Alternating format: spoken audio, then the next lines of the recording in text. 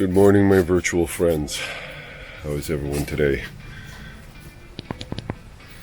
Beautiful Sunday. Hey, Manny, checking things out in the front. There's Cooper. There's Cooper. Hey, buddy. Okay, so I got the Cougars finally sold. So it'll be getting picked up this week. Oh, leaves me in the shadows. So I haven't made a video in a while. I've been really busy trying to get things done around the house. So today I have to do something that I hate doing, but figured I might as well make a video out of it.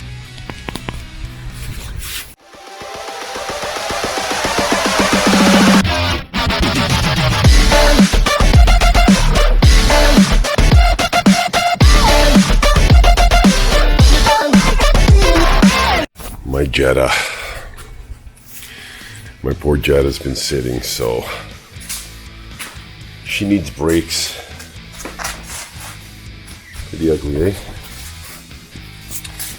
Alright, so I've taken the wheels off. As you can see, if you work on the 2012 Jetta, there usually is a little Torx bolt in there, but mine are both missing.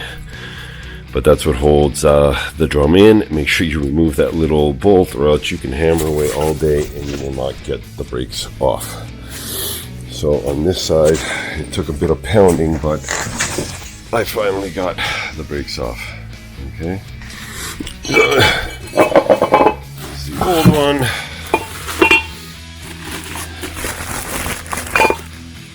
And hopefully they gave me the right part.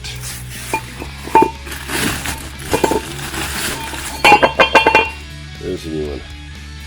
I went with a cheaper one, so I gotta wash this with soap and water. Oh no, sorry, that's the discs in the front. I gotta wash before I put them on because I went with the cheaper ones. Anywho, so here's what drum brakes look like in the back, guys.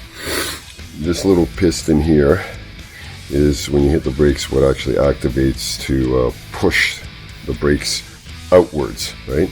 And then the shoes, these are called shoes, push against the inside of the drum, and that's what slows you down.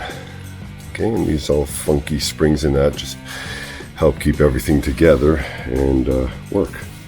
All right, so when you do brakes, I'm going to do the whole thing because I haven't done these brakes yet.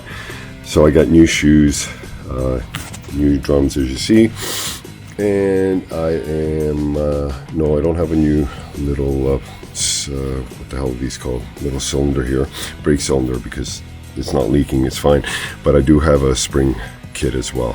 So alrighty, that's the fun part, taking her all apart, which isn't too bad, but putting it together is a pain in the ass. Oh well.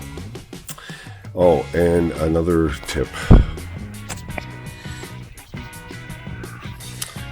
whenever I do brakes, I'm going to knock off that drum as well, because the best way not to forget what you're doing or how stuff goes back together is leave one side open so you have a visual reference of the way it's supposed to be when it's all together.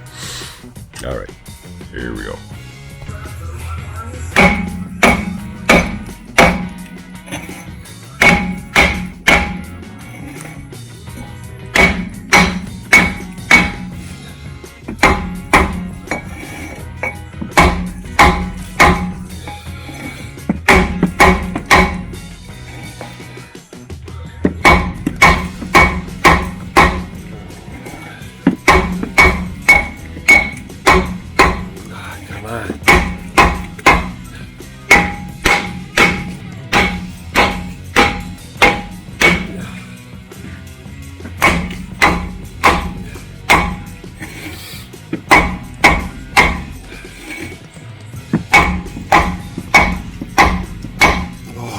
Fudge.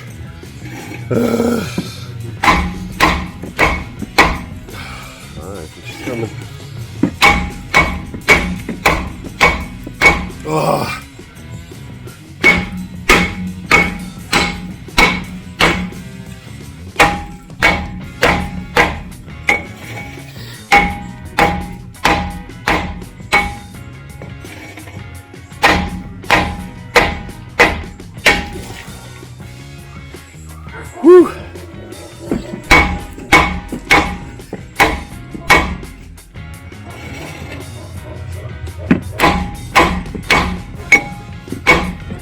Okay, I can't hold the camera anymore, guys. Sorry.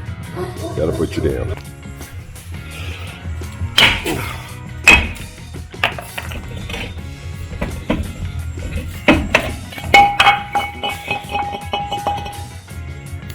Okay, so there we go. That's my reference side. Okay, guys, it's good practice when you're working on brakes.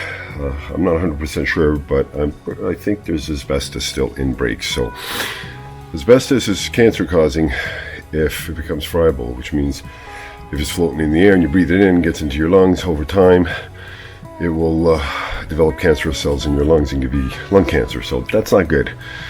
And unfortunately, I've done brakes in the past with brake dust and shit. So fingers crossed I never get cancer, but who the hell knows. Anyway, so how do you take care of that? Just spray it down, man. Wet particles don't float in the air.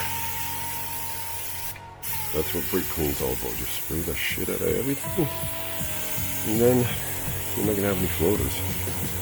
No floating brake dust.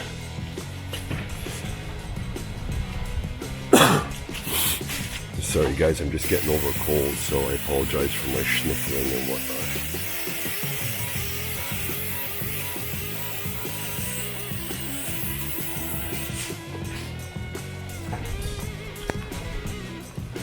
Okay, so got that. Let's go get the brake kit. Where is the brake kit? Oh, there's the shoes and the brake kit.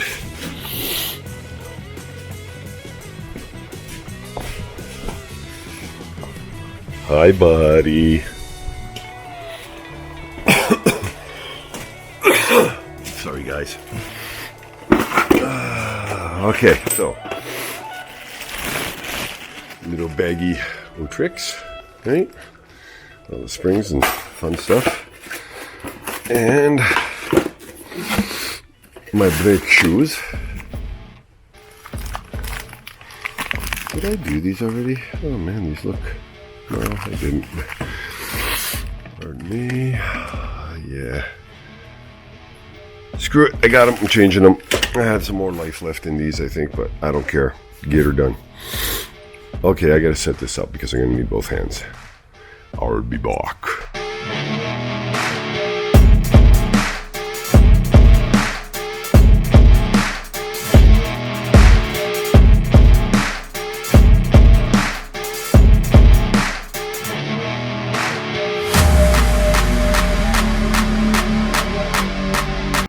Alright, not sure if you noticed that, but this thing popped off and fluid came spitting out, so I'm gonna chill till my buddy gets here because I need someone to press on the brake so I can see if it's leaking, because the pistons are going in and out no problem and fluid isn't coming out anymore, but I don't know if it's gonna pop off or leak when I press the brake, so I'll wait till my buddy comes this afternoon. Anyway, so we will carry on to the front. So let's take this apart. All right, set this baby up.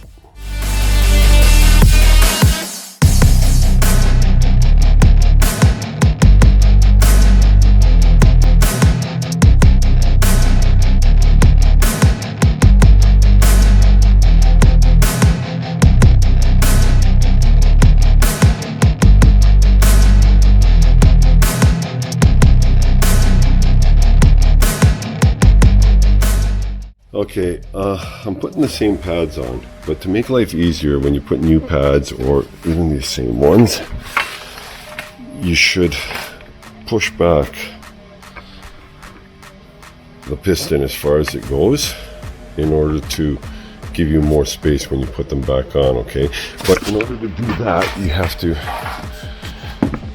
loosen and just leave the cap like that so the fluid has somewhere to back up and push air out, okay, as the piston moves back.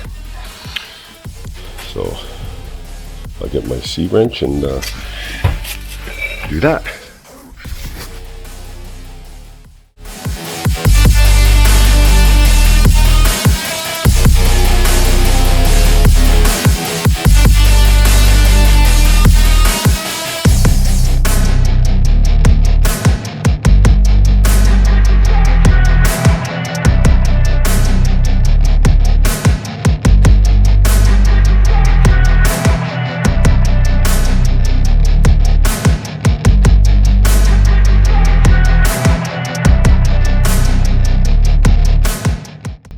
Okay, I ran into more issues. So this little piston thing, it's a little slider, your caliper, when it squeezes the pads and then releases, it slides back and forth on this thing. And unfortunately, the threads for where this seats in is stripped. It got enlarged somehow or something, so unfortunately I could not put these back in. So what I did was I mixed up some JB weld and then filled in the holes. Okay, you see that on that side? They're filled in, and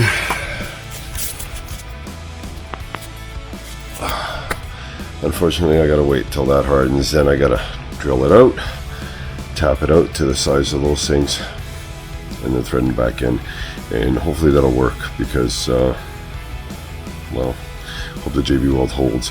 They're sliders, there really shouldn't be a lot of pressure on them. There's the brakes are going back and forth, but we'll see.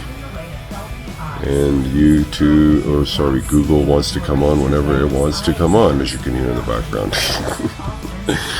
Alright, so I have to leave this for a couple of days. I might continue on with the back brakes when my buddy Brad gets here and I check out that piston, but we'll take it from there.